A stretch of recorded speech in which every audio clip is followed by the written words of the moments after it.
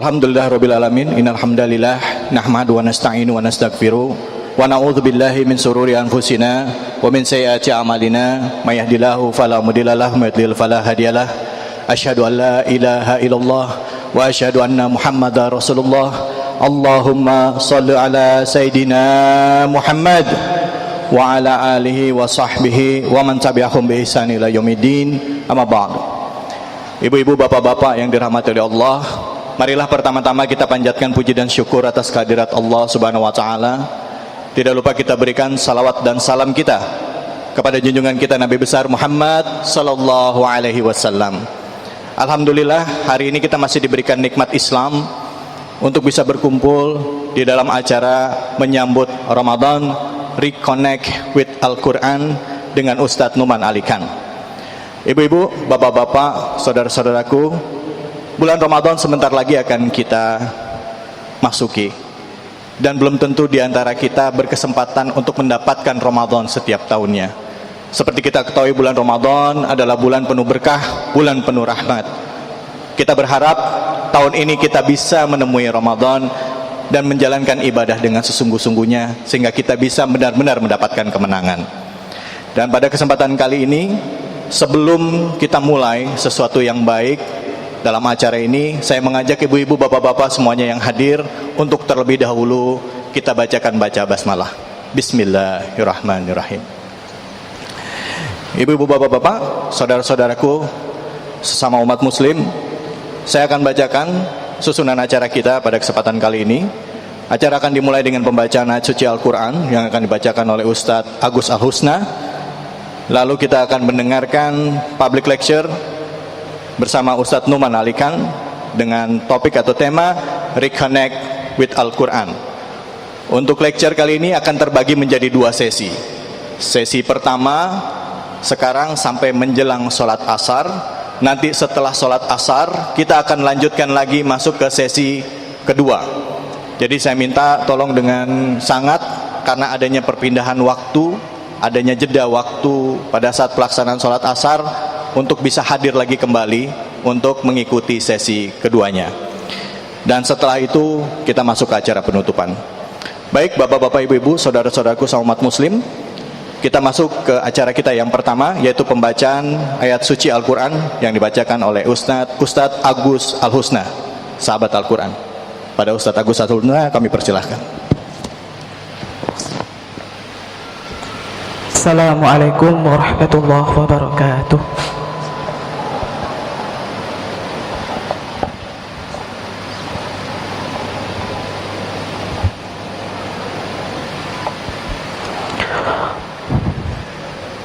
A'udzu billahi minasy syaithanir rajim.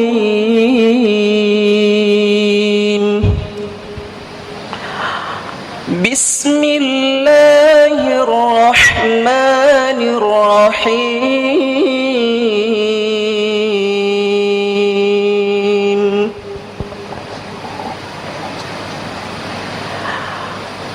Syahrul Ramadan alladzi unzila fihi al-Qur'an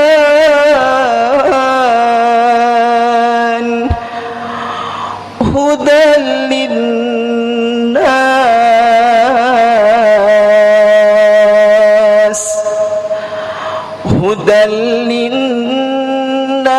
wa bayyinatin minal huda wal furqan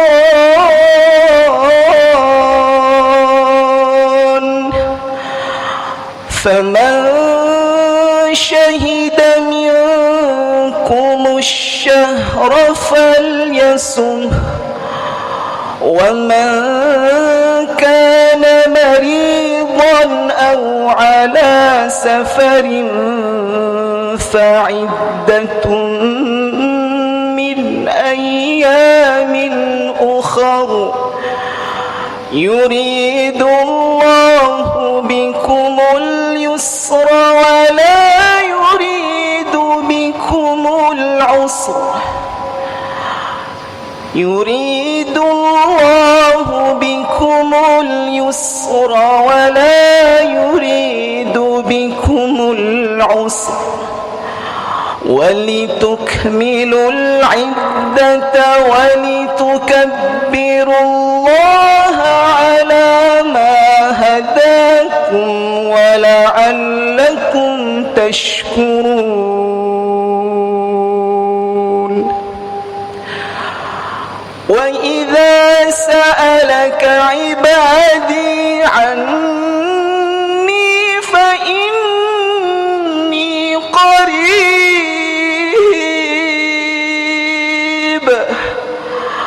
وإذا سألك عبادي عني فإني قريب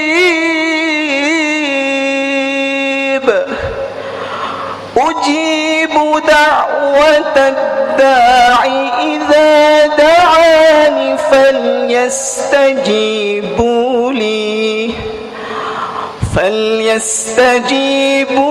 لي وليؤمنوا بي لعلهم يرشدون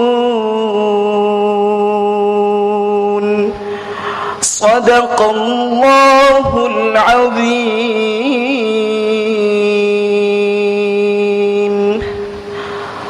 Aku berlindung kepada Allah dari godaan syaitan yang terkutuk dengan menyebut asma Allah yang maha pengasih lagi maha penyayang. Bulan Ramadan adalah bulan yang di dalamnya diturunkan Al-Quran sebagai petunjuk bagi manusia dan penjelasan-penjelasan mengenai petunjuk itu dan pembeda antara yang benar dan yang batil. Karena itu, barang siapa di antara kamu ada di bulan itu, maka berpuasalah. Dan barang siapa sakit atau dalam perjalanan dia tidak berpuasa, maka wajib menggantinya sebanyak hari yang ditinggalkannya itu pada hari-hari yang lain. Allah menghendaki kemudahan bagimu dan tidak menghendaki kesukaran bagimu. Hendaklah kamu mencukupkan bilangannya dan mengagungkan Allah atas petunjuknya yang diberikan kepadamu agar kamu bersyukur. Dan apabila hamba-hambaku bertanya kepadamu Muhammad tentang aku, maka sesungguhnya aku dekat. Aku kabulkan permohonan orang yang berdoa apabila dia berdoa kepadaku. Hendaklah mereka itu memenuhi perintahku dan beriman kepadaku agar mereka memperoleh kebenaran. Maha benar Allah yang Maha Agung. Al-Baqarah ayat 185 hingga 186. Assalamualaikum warahmatullahi wabarakatuh. Waalaikumsalam warahmatullahi wabarakatuh. Terima kasih Ustadz Agus Al-Husna. Tadi kita sama-sama telah mendengarkan pembacaan ayat suci surah Al-Baqarah ayat 185 sampai 186, di mana di sini diingatkan bahwa salah satu keistimewaan bulan Ramadan dan kenapa kita puasa di bulan Ramadan adalah karena turunnya Al-Quran. Al-Quran sebagai Al-Huda dan juga sebagai pembeda. Jadi di sini juga dijelaskan tentang kita, seandainya kita memiliki kesulitan, kita berdoa kepada Allah Subhanahu wa taala karena sesungguhnya Allah itu dekat dengan kita. Baik ibu-ibu dan bapak-bapak yang dirahmati oleh Allah, setelah tadi kita mendengarkan pembacaan ayat suci Al-Quran, kita akan masuk ke acara utama kita, yaitu lecture by Ustadz Nouman Alikan with the topic Reconnect with Quran. Ladies and gentlemen, please welcome Ustadz Nouman Alikan. Takbir, Allahu Akbar, Allahu Akbar, Allahu Akbar. Syukur. Assalamualaikum warahmatullahi wabarakatuh.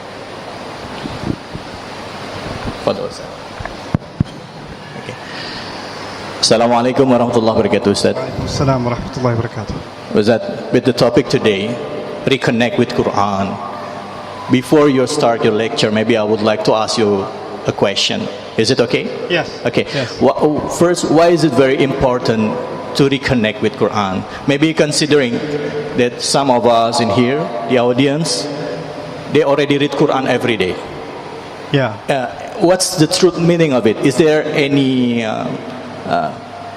much more wide meaning of it, or there's a beyond meaning about it?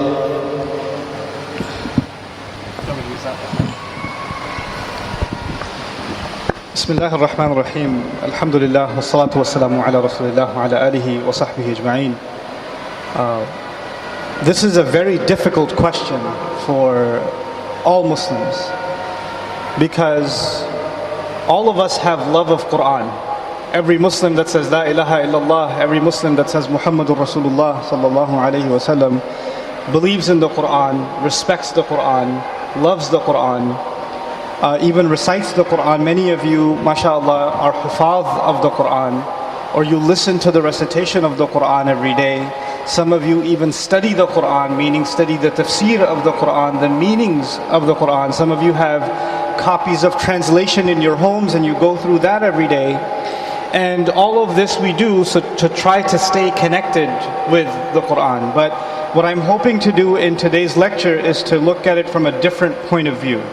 Is to maybe revisit what does it mean to connect to Allah's Word. And I don't know if you want me to start now, get up there and start now. Please, you can start now, please. Bismillah. So, in order to, first of all, I'd like to say that I'm very honored that I'm here in Jakarta for the first time.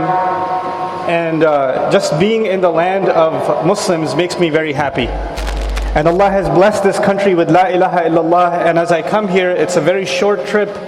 I'll be leaving soon, but I will be making a lot of dua for you, and that Allah Azza wa Jal makes this country an example for the entire ummah and an example for the entire world of what the beauty of Islam truly is. What I want to share with you today about connecting with the Quran begins with what you will think it's a different topic. But by the end, inshallah ta'ala, I hope that you will see that everything is connected. And I want to start with Ibrahim alayhi salam. We're going to start today with Ibrahim alayhi salam. I know that I have 2 sessions today. This session is about 40 minutes, then we have a break for salah, and then we come back again. And the second session is what I'm going to try to do to complete what I start in this session. So the first session is going to be half the story, and then the next of it will be the complete story, inshallah ta'ala. Okay.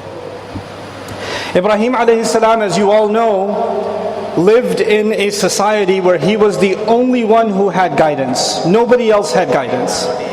His father did not believe. Some say that was his uncle. He did not believe. Actually, he was the one who built the idols. Everybody around him worshipped idols. Do you want me to hold this? Yes? Okay, I'll hold this. Everybody around him worshipped idols. So he was the only one who accepted the faith in Allah. And when he did that and he stood by that faith, he got into a lot of trouble with his own family. And he had to even declare, Inna bura'a'u minkum, the few people who believed in him. Quran tells us, he said, I have nothing to do with any of you. Basically, in today's language, you let go of your citizenship. I'm no longer a citizen of this place. I'm leaving. When he does this, as he is leaving, he speaks to Allah. He gives a speech to Allah. And Ibrahim alayhi salam in the Quran is very different from the other prophets, because you find more dua from him than any other prophet. You find a lot of dua coming from Ibrahim alayhi salam. This is important because Islam has many names. And one of the names of Islam is Millat Ibrahim, the religion of Ibrahim, the legacy of Ibrahim alayhi salam. And that religion, at the heart of it, is making a lot of dua. Anyway, so he makes this dua, he makes a statement to Allah. He says, الَّذِي خَلَقَنِي فَهُوَ يَهْدِينِ, the one who made me, and then he guides me. He's the one who guides me. 2 parts. He made me, and he guides me. Allah created all of us. But for a lot of people, أَفَحَسِبْتُمْ أَنَّمَا خَلَقْنَاكُمْ عَبَثًا وَأَنَّكُمْ إِلَيْنَا لَا تُرْجَعُونَ. Did you think we just made you without any purpose and you can do whatever you want? And you're not going to come back to us? Ibrahim alayhi salam understood, Allah didn't just make me. He didn't just make my hands, my eyes, my feet, my body. He didn't just give me the ability to speak. He also gave me guidance. He told me how to live. He's given me instructions. Imagine he's the only one who says this. Nobody else around him believes this. So he says, not only did Allah make me, but He also continues to guide me. فَهُوَ يَهْدِينِ. Then He says, وَالَّذِي هُوَ يُطْعِمُنِي وَيَسْقِينِ. He's the one who gives me food to eat, and He gives me drink for drink. Allah, subhanallah, He first mentioned guidance, then He mentioned food, and He mentioned drink. Allah gives all of us food and drink. He understands after being created, your number one need is guidance. And that need is more important than food and is more important than drink. And you know, food and drink, you don't need it all the time. You need food, if you eat food, you're okay for a few hours, then you need it again, then you're okay for a little bit. Some of you have a problem, you need it every 5 minutes. But for the rest of you, you take a break before you eat again. And then same thing with drink. You know, the more difficult the weather, the more you have to drink. The more heated it is, the more you have to drink.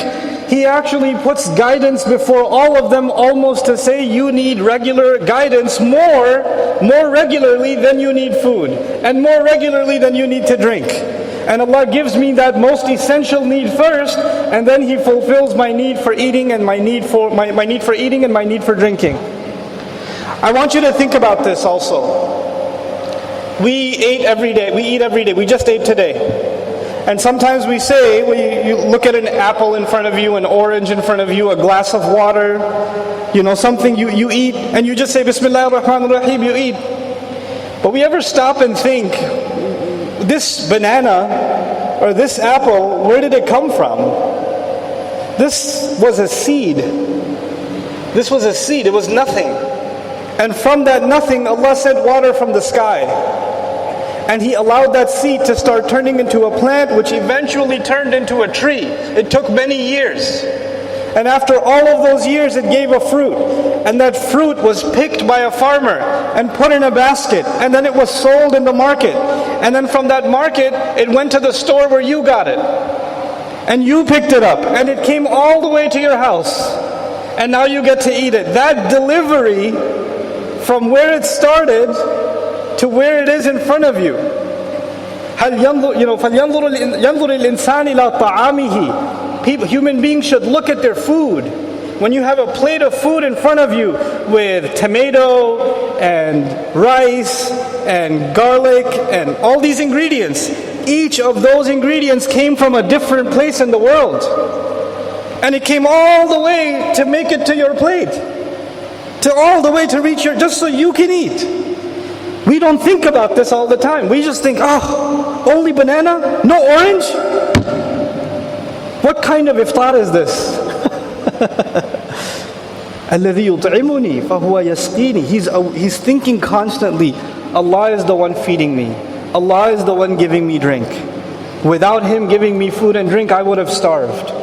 This is a sense of gratitude Ibrahim alayhi salam puts in himself. You know, you would think, I want you to understand what's happening. He is being kicked out of the house. He has no home. He's being expelled from his country. He has no village. He has no country. He has no people. He has no family. At that time, you would think, where am I going to eat? What am I going to drink? What am I going to do? Where am I going to go? How am I going to live? He says, فَهُوَ يَهْدِينِ وَالَّذِي هُوَ يُطْعِمُنِي وَيَسْقِينِ. He's the one who will guide me where to go. I have His guidance, good enough, I'm fine. And He's the one who will give me food. He has no home, where's He going to get food? He has no drink, where's He going to get drink? This is the time where you start worrying about things. This is the time where you think, how am I going to survive? And this is the time that He shows, this is the time that he turns to Allah and says, I'm okay because I have Allah. This is His speech. It's not just these words. You just read these words in a translation, you forget what was happening to him when he said these words. This is very powerful. When you and I are having a problem, you lose your job, you get sick, sometimes in the family, the person who makes all the money in the family dies. How are we going to pay the rent? Where's the money going to come from? These are the thoughts in our head. It is when those thoughts are happening, when you and I can say, الَّذِي خَلَقَنِي فَهُوَ يَهْدِينِي وَالَّذِي هُوَ يُطْعِمُنِي وَيَسْقِينِي. That's the religion of Ibrahim alayhi salam. That's when you know you're following the deen of Ibrahim alayhi salam. It is in those moments that you can turn to the reminder and the legacy left by him. فَاتَّبِعُوا مِلَّةَ إِبْرَاهِيمَ حَنِيفًا. But I go on. He made me, He guided me, or He guides me, He gives me food, He gives me drink, and then He says, وَالَّذِي هُوَ يُمِيتُنِي ثُمَّ يُحْيِينِي. He's going to give me death, and He'll bring me back to life again. This is very important. Maybe you don't find enough food and you die. That's possible. But that death also was a command of who? It was also a command of Allah. If I live, it's because Allah wants me to. If I die, it's because Allah wants me to. And even when I die, that's not the end. I'm not afraid of death because my life did not end. ثُمَّ يُحْيِينِي. He will bring me back to life. It's like you go to sleep and you wake up again. He's very clear that even when I die, I'm not finished. That's only one stop. And the next stop is being brought again. And He's very clear about that. He reminds Himself and everybody around Him when He's leaving, الَّذِي يُمِيتُنِي ثُمَّ يُحْيِينِي. But when Allah brings us back to life again, then He does not just give you rizq. Like this time, if you were born and you were raised, and maybe you were raised an atheist, or a Muslim, or a mushrik, a Buddhist, a Hindu, whatever, we all get oxygen, we all get food, we all get drink, and we all have a chance for guidance. Every human being, Allah gives a chance for guidance. But the second time He wakes us up, the second life, no more guidance. You don't have a chance anymore. Not everybody gets rizq the second time. The second time, what is your most important need? In the first time, your most important need was guidance, you remember. The second time, He says, وَالَّذِي أَطْمَعُ أَنْ يَغْفِرَ لِي خَطِيئَتِي يَوْمَ الدِّينِ. And the one I hope, meaning Allah, I hope He will forgive my mistakes when the day of judgment begins. The most important thing on his mind is, Ya Allah, forgive my mistakes. Now think about this for a second. I told you, when did he say this? When he was leaving. When he was leaving. When he was leaving, he got kicked out of his house.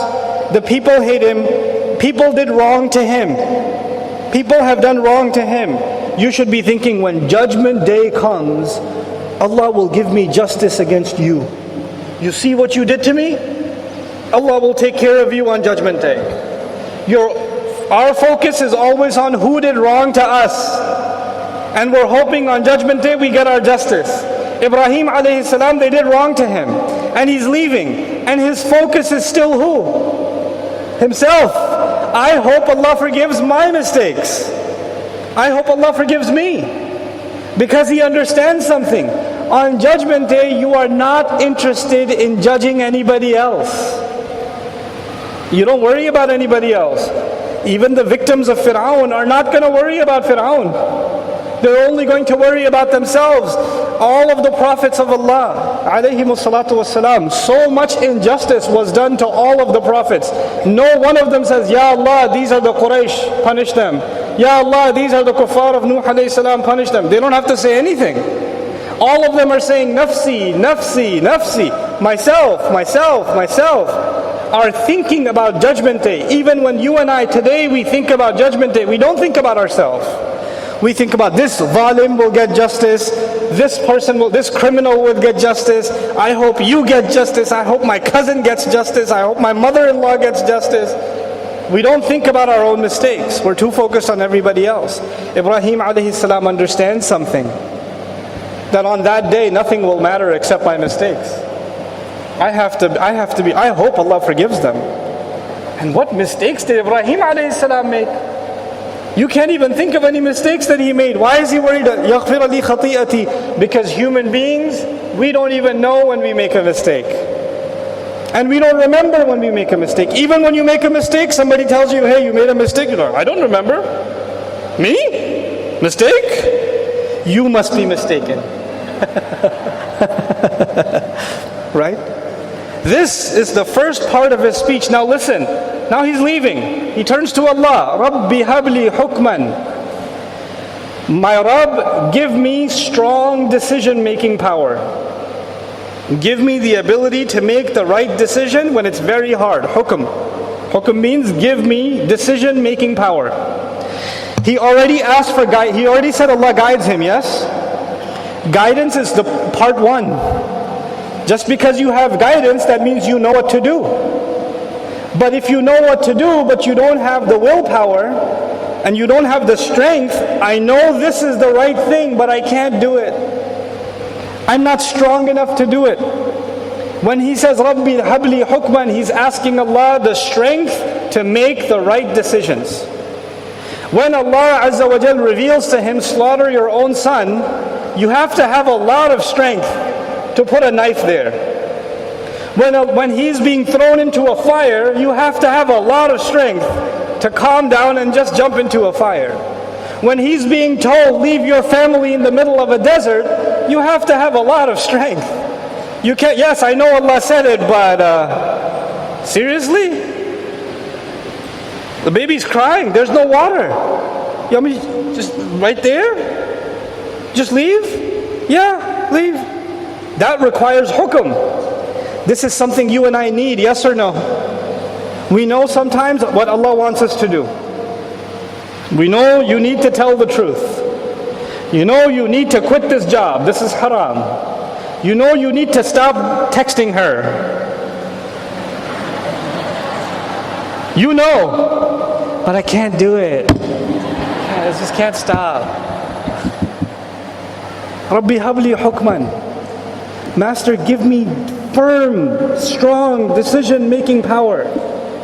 And then he says, وَأَلْحِقْنِي بِالصَّالِحِينَ, and join me with good people.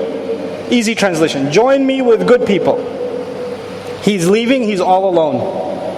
And now he needs new company. Even Ibrahim alayhi salam knows human beings need other human beings for support. You cannot hold on to your iman all alone. You need other people for support. And he makes dua to Allah, Ya Allah, give me company of good people. You have to ask yourself, you and I are the religion of Ibrahim alayhi salam. The month of Ramadan is coming. Who is our company? Who are your friends? What kind of things do your friends talk about? Where do they want you to go? What do they want you to do? What do they like? What do they hate? Do they make you a better person? Do they bring you closer to Allah? Are they the ones that when you see them, you remember guidance? Or when you see them, you forget guidance? And when you even bring up guidance, they get annoyed with you. Can we talk about something else? Alhiqni bis-salihin. Give me the company of good people. This is a desperate dua of Ibrahim alayhi salam. This means if Ibrahim needs it, we definitely need it.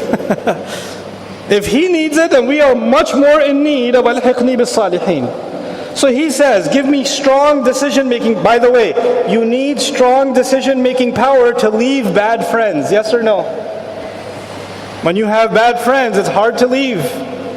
You're going to miss them. You need that strength. And then you will get more strength when you have good people supporting you. May Allah Azza wa Jal give all of us the company of as-salihin and make us among them ourselves. Then he says his dua keeps going. He says a strange dua. He says, وَاجْعَلْ لِي لِسَانَ صِدْقٍ فِي الْآخِرِينَ. It's so beautiful. It's one of the most amazing things I've ever read about Ibrahim alayhi salam is this ayah. It's difficult to translate. He says, provide for me, give me someone who will speak the truth about me in the last generations. He's alone. He's alone in the desert. Nobody knows him. He's not a king. He's not a historian. He's not going to write a book. This is the history of Ibrahim, son of Azar. He's not going to do that. There is no recording devices.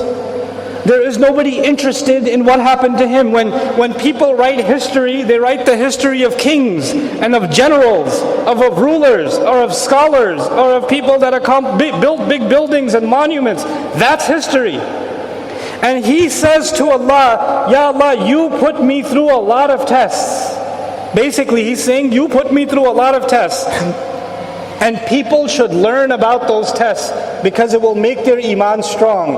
But when I die alone and nobody will remember, nobody will know my name, nobody will remember the test you gave me, then they will not be able to get this guidance. He asks Allah, Ya Allah, make me an example that someone in the later time will tell the truth about me. Lisana sidqin fil akhirin. Subhanallah. Thousands of years later,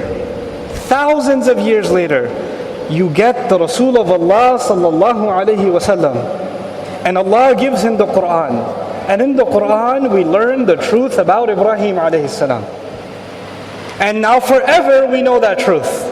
We will never forget. No historian had it. Even the Bible didn't have it. Nobody else had it. Allah gave it to Rasulullah sallallahu alayhi wasallam after those thousands of years. Can you imagine when Ibrahim alayhi salam made that dua? وَاجْعَلْ لِي لِسَانَ صِدْقٍ فِي الْعَالَمِينَ. When he made that dua, nobody's around. He's alone by himself in the desert. Nobody heard it. And you say, oh, this thing I said, it died. And he died, and 100 years went by, 200 years went by, 400 years went by, 4,000 years went by, and Allah still has the recording of that dua. And He repeated that dua and made it part of the Quran. It's in the Quran, from those words, from those thousands of years ago. Can you imagine? This is actually the Quran itself. And when the Quran tells the story of Ibrahim alayhi salam, it is actually answering the dua of Ibrahim alayhi salam. وَاجْعَلْ لِي لِسَانَ صِدْقٍ فِي الْآخِرِينَ وَاجْعَلْنِي مِنْ وَرَثَةِ جَنَّةِ النَّعِيمِ. Ya Allah, make me from people who inherit Jannah. You know what inheritance is? Inheritance happens when somebody what? Somebody dies. A son will inherit from who? The father. But Ibrahim just left his father. He doesn't want his father's inheritance. That inheritance is shirk. He doesn't want it. So he says to Allah, Ya Allah, give me the inheritance of Jannah. I don't want the inheritance of my family. I want the inheritance of Jannah. And so he says, وَاجْعَلْنِي مِنْ وَرَثَةِ جَنَّةِ النَّعِيمِ وَاغْفِرْ لِي أَبِي. And now it makes sense. Forgive my father. I don't want his inheritance because his inheritance is a crime against you. Forgive my father. إِنَّهُ كَانَ مِنَ الضَّالِّينَ. He had been from those that were lost. Now, and this is the last part. I know you were supposed to learn about connecting to Quran. It's all connected. Believe me. Just trust me. Just listen. وَلَا تُخْزِنِي يَوْمَ يُبْعَثُونَ. My Rabb, do not humiliate me the day on which they will all be raised. Don't humiliate me on the day on which all of them will be raised.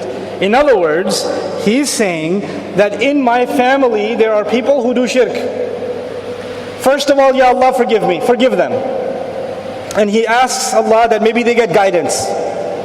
But if he dies and he doesn't get guidance, then on Judgment Day, you don't want to stand if in this life when your son commits murder or your husband is in jail. It's embarrassing, yes? Oh, you're that guy's wife? Oh, he's in jail, right? You don't come out of the house, hide your face. If your son is known as a criminal, it's humiliating for you.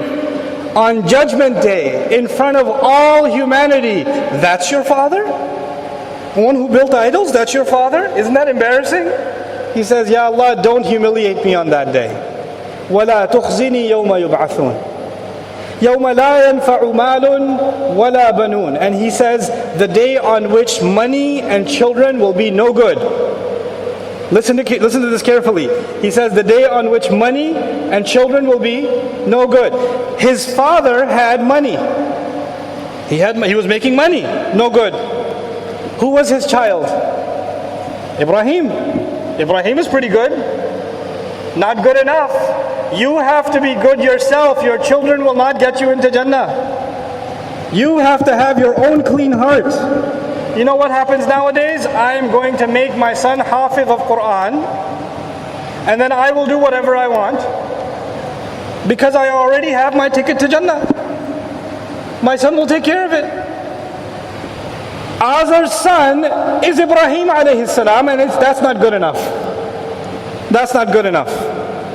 And also he understands that even he one day will have children. He was a young man at this time, but later on he's going to have children. And he says right now, there's a day coming, there will be no point. Money will be no good, children will be no good. Quran will later on describe it. يَفِرُّ الْمَرْءُ مِنْ أَخِيهِ وَأُمِّهِ وَأَبِيهِ وَصَاحِبَتِهِ وَبَنِيهِ. The day will come and people will run away from their brother, their mother, their father, their children, their siblings. They'll run away from everybody. Nobody benefits you. You don't care about anybody else. يَوْمَ تَذْهَلُ كُلُّ مُرْضِعَةٍ عَمَّا أَرْضَعَتْ. Every mother who feeds a baby will throw her baby away. She doesn't care on Judgment Day. It's gone. It's beyond imagination. He understands that and he says, يَوْمَ لَا يَنْفَعُ مَالٌ وَلَا بَنُونَ. But then he says something, which is why I said all of this. He says, إِلَّا مَنْ أَتَى اللَّهَ بِقَلْبٍ سَلِيمٍ. Except whoever comes in front of Allah with a healthy or a safe heart. There's only one thing that has any value on Judgment Day, and that is what Quran calls qalbun salim, a safe, sound, healthy heart. That's it. That's all that counts. Nothing else means anything.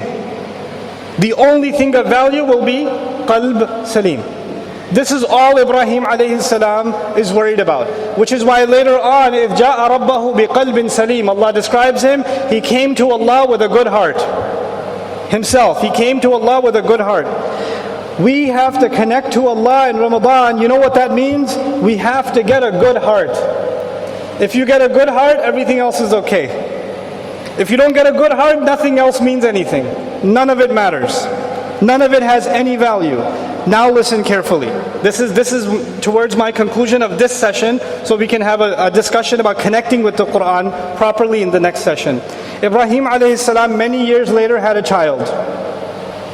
And then another child. But his first child, Ismail alayhi salam, Allah told him to build the Kaaba. When they were building the Kaaba, Ibrahim alayhi salam made a dua. And the dua was, رَبَّنَا وَابْعَثْ فِيهِمْ رَسُولًا مِّنْهُمْ يَتْلُو عَلَيْهِمْ آيَاتِكَ وَيُعَلِّمُهُمُ الْكِتَابَ وَالْحِكْمَةَ وَيُزَكِّيهِمْ. Master, he made dua for his children. He said, وَمِن ذُرِّيَّتِنَا أُمَّةً مُسْلِمَةً لَكَ. From our children, give us Muslim children, an ummah that is Muslim. Now, didn't Ibrahim alayhi salam himself say, children are no benefit? He just said it. يَوْمَ لَا يَنْفَعُ مَالٌ وَلَا بَنُونَ. He said children will be of no benefit. Now he's making dua for children. You see the difference? Why is he making this dua for children? He needs the kind of children that are of benefit. What are the kind of children that have benefit? If you have a good heart and they also have a good heart, then they are of benefit to you. So he wants an ummah that is Muslim. But how are they going to have a good heart? How in the world will they have a good heart? How do you make sure of that? So he tells Allah, he asks Allah, رَبَّنَا وَابْعَثْ فِيهِمْ رَسُولًا مِّنْهُمْ. My Rabb, he was standing with Ismail alayhi salam thousands of years ago. He said, give them a messenger. Raise a messenger from among them. يَتْلُو عَلَيْهِمْ آيَاتِكَ. He will recite your ayat. He will teach them the book. He will teach them the wisdom. And He will purify them. Now, let me give you a history lesson before I conclude. You have to understand this part so we can understand the next part. Ibrahim alayhi salam, two of his famous sons are Ismail and who? Ismail and who? Ishaq. Ishaq, his son is Yaqub. Yaqub, his sons include Yusuf. And his other sons are the 12 sons of Israel. And from the 12 sons of Israel, you get many prophets. كُلَّمَا هَلَكَ نَبِيٌّ خَلَفَ نَبِيٌّ. Every time a prophet died, another one would come. Continuously prophets. قَفَّيْنَا عَلَىٰ آثَارِهِمْ بِرُسُلِنَا. Allah says, we continued them, reinforced them. One prophet, then another prophet, then another prophet, then another prophet. You understand? In this dua of Ibrahim alayhi salam, how many prophets did he ask for? رَبَّنَا وَابْعَثْ فِيهِمْ رَسُولًا مِنْهُمْ. One Rasul. One Rasul. Some people say this dua should be for Ishaq. Ibrahim did not, the chosen child is Ishaq. The final prophet will come from Ishaq. If it's coming from Ishaq alayhi salam, why would he make dua for one prophet? From Ismail alayhi salam, thousands of years, no prophet, no prophet, no prophet, no prophet. At the same time, in those thousands of years, prophet after prophet after prophet on the other side, all the way until Isa alayhi salam. On this side, only one prophet. Which prophet? Muhammadur Rasulullah sallallahu alayhi wasallam. Now understand this. Thousands of years ago, that man made a dua. Send them someone who will recite your ayat. But he already told us, the only thing that is valuable is what? A good what? A good heart. What is the purpose of the ayat? To give you a good heart. Qalbun salim. That's why the ayat are there. Allah describes the Quran. He says, "Inna fi dhalika la dhikra liman kana lahu qalb." This is a reminder for people who actually still have a heart. This is meant for our hearts. Now, thousands of years ago he made that dua, and thousands of years later Allah sent Jibreel alayhi salam to Rasulullah sallallahu alayhi wasallam, and that was the answer to the dua of Ibrahim.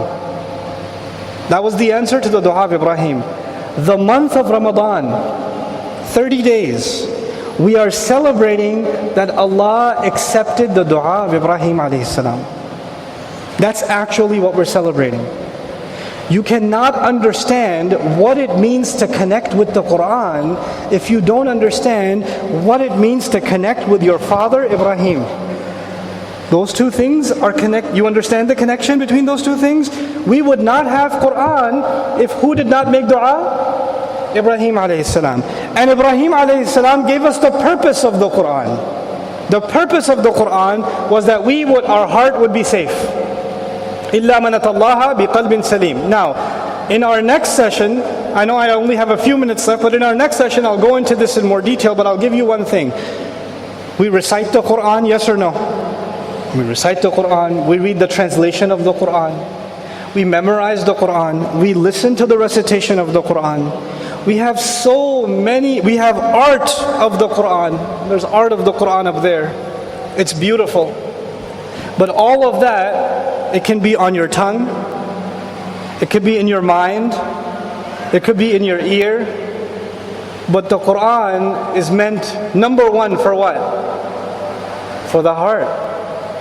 Is it possible that somebody knows a lot about the Quran up here, but there's no connection here? That's possible. This is easy. You can study tafsir, you can get a lot of knowledge of Quran. You can study tajweed, you can recite Quran perfectly. You can memorize the Quran. Quran on your tongue, Quran in your brain, Quran in your ear. Easy, easy, easy. Quran in your heart, very difficult. That's very difficult. What it means to connect to the Quran is to allow your heart to connect to the Quran. This is not an easy thing. It's not cheap. You can't just get it without a price. A price has to be paid. Ibrahim alayhi salam went through so much trouble to finally make this dua. You know, he made this dua when he was building the Kaaba. I told you that. When he was building the Kaaba, all of his tests were finished. From a young man who had to challenge his own father, to when he had to leave his family, to the knife on the child's neck, all of those tests, one after the other after the other. After all of those tests, finally you graduate. When you graduate, you get a special gift. What's the gift? Ask, what do you want? After all of those tests, and the ask, the dua, the request from Allah, this is what I want, is this dua. The dua that one day you and I will have the Quran. You and I will have the Quran. This dua was not cheap. You don't just sit there and make this dua. You have to go through a lot of tests to qualify to ask for Quran. If that's the test, then you and I will not have an easy connection with the Quran without any effort.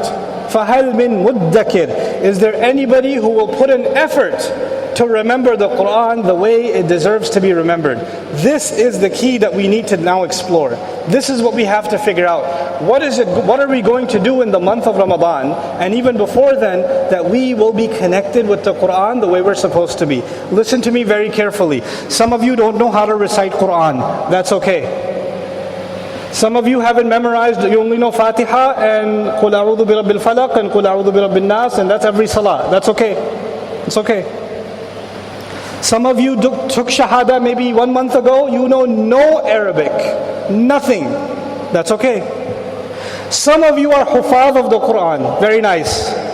Some of you are ulama. Some of you are much more knowledgeable than I am. But let me tell you something. All of us have the same problem. All of us. The ones who know a lot and the ones who know nothing have the same problem. There is a distance between our heart and the Quran. There's a distance for all of us, even the ulama among us. I'm included, you're included, everybody's included. We need to put an effort to connect ourselves to the Quran. It doesn't matter if you read it every day. It doesn't matter if you've studied all of it. It doesn't matter if you read the whole translation. That doesn't mean you're connected to it. It doesn't mean you're connected to it. So as I leave you with this first session, I'll just give you one example. Sometimes somebody tells you something you already know, but it hits you really hard. Sometimes, for example, you had an argument with your mother. Inna lillahi wa inna ilayhi raji'un. You had an argument with your mother, and you left the house angry. And your friend sat down next to you. You told him what happened, and your friend grabs your shoulder and he goes, "That's your mother. That's your mother." That's what he says. Now, is that new information? You don't say, "Oh, really? That's what..." You already know that's your mother. But at that time, when he said, "That's your mom, man," what happens to you? "Oh, you're right. I'm going to go say sorry."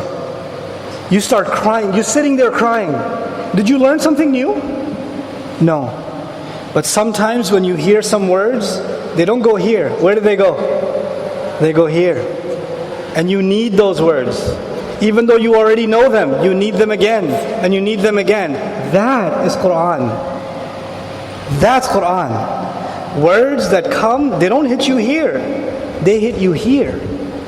They hit you here. They make you cry. You needed to hear that. That is an exercise that we are going to, I'll give you some things you can do to connect your heart to the Quran, and I'll try to do them myself to connect my heart to the Quran. So that'll be my conclusion for the first session. Barakallahu li wa lakum. Assalamu alaikum wa rahmatullahi ta'ala wa barakatuh.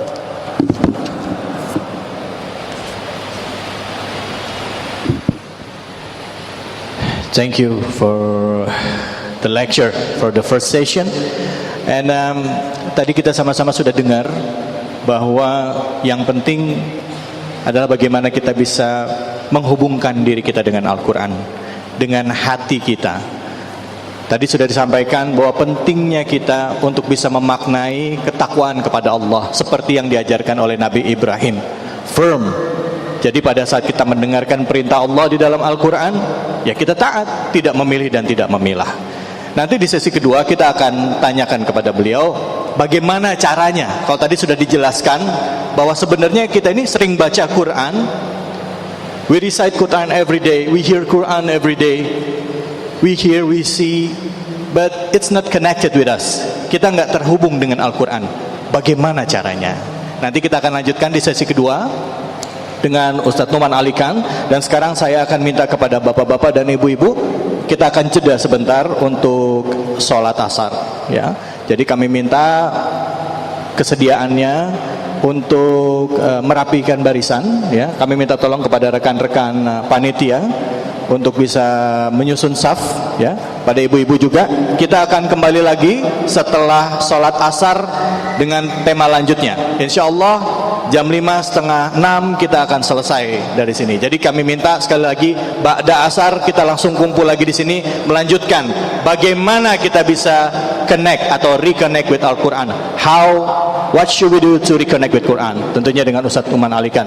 Thank you very much Ustaz Nouman Alikan, and I hope you can be here after surah asar. Yeah, okay. Thank you. Kita akan kembali lagi. Wabillahi taufiq wal hidayah. Wassalamualaikum warahmatullahi wabarakatuh.